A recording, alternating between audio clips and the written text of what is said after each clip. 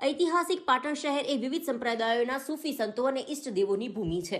અપવિત્ર ધરોહર પર આવેલા મંદિરો, દરગાહો, સમાધિઓ પાટણની પ્રભુતાની યશગાથા સમગ્ર વિશ્વમાં વર્ણવી રહી છે. સાથે સાથે ધર્મનગરી પાટણની એકતા, ભાઈચારો અને સદભાવના પણ સમગ્ર રાજ્ય અને દેશભરમાં આગવી ઓળખ ધરાવે છે.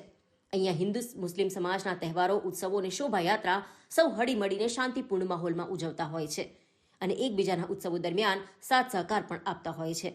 અને આવા કાર્યો થકી પાટણ શહેરની પવિત્રતા અને બંધુત્વ ભાવના સમગ્ર વિશ્વમાં આગવી ઓળખ ધરાવે છે, જે પાટણ શહેરના હિન્દુ મુસ્લિમ સમાજના લોકો માટે ગૌરવપૂર્ણ બાબત છે.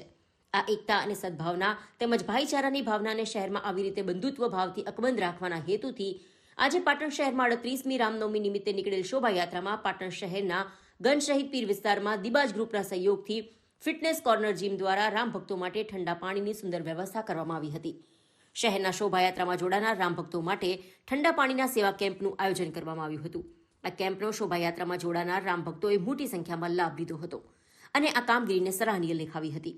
દિબાજ ગ્રુપના ચેરમેન ઉમર ખાન રાઉમાં પ્રવાસમાં હોવા છતાં પણ પાટણ શહેરમાં કોમી એકતા, સદભાવના અને ભાઈચારો હંમેશા અકબંધ રહે તેવા શુભ આશયથી પાટણ ખાતે આવી પહોંચ્યા હતા અને રામ ભક્તો માટે ઠંડા પાણીના કેમ્પની સુંદર વ્યવસ્થા કરી હતી. આ પ્રસંગે ઉમર ખાન રાઉમાએ જણાવ્યું કે સમગ્ર ભારત દેશમાં કોમી એકતા અને ભાઈચારો અકબંધ રહે તેવા પ્રયાસો હંમેશા દિબાજ ગ્રુપ દ્વારા કરવામાં આવી રહ્યા છે. ત્યારે સબકા સાથ, સબકા વિકાસ, સબકા સહયોગના સૂત્રને સાર્થક કરવા મુસ્લિમ સમાજ દ્વારા રામનવમીની નીકળેલી 38મી શોભાયાત્રાને લઈ ઠેર ઠેર ઠંડા પીણા અને ઠંડા પાણીના કેમ્પનું આયોજન કરી દેશમાં કોમી એકતા, ભાઈચારો અકબંધ રહે તેવા પ્રયાસો કરવામાં આવ્યા હોવાનું જણાવ્યું હતું. ફિટનેસ કોર્નર જીમના સંચાલક અકીલ સૈયદે જણાવ્યું કે 38મી રામનવમીની શોભાયાત્રાને લઈને દિબાજ ગ્રુપના સહયોગથી ઠંડા પાણીના કેમ્પનું આયોજન કરી શહેરમાં ભાઈચારો અને એકતા અકબંધ રહે તેવા જીમ દ્વારા પ્રયાસો કરવામાં આવી રહ્યા છે. આજે પાટણ શહેરના અંદર ભગવાન રામના જન્મદિવસે 12 વાગે એમનો જન્મદિવસ થયેલો એ પ્રમાણે આજે પાટણના અંદર રામ શોભાયાત્રી 38મી શોભાયાત્રા કાઢવામાં આવેલ. અમારા મુસ્લિમ ભાઈઓ તરફથી પાણીનો જે ઇંતજામ કરવામાં આવ્યો છે અને મારા દિબાજ ગ્રુપ તરફથી બી હું વર્ષોથી આ કામના અંદર લાગેલો છું. આ દેશના અંદર ભાઈચારો રહે અને હંમેશા અમે લોકો હિન્દુ અને મુસ્લિમ ભાઈઓ સાથે મળીને આ તહેવારો ઉજવીએ છીએ.